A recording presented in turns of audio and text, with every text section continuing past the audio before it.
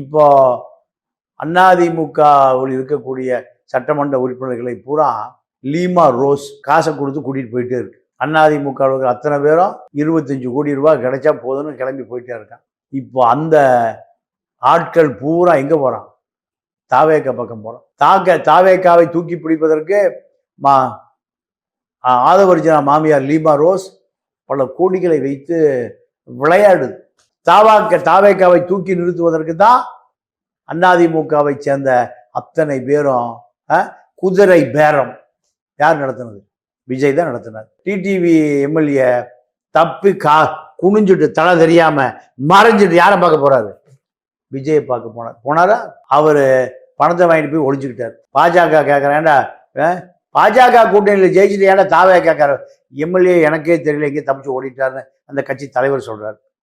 கட்சி தலைவருக்கு ஒரு பெட்டி, எம்எல்ஏக்கு ஒரு பெட்டி, ஆளுக்கு ஒரு பெட்டி.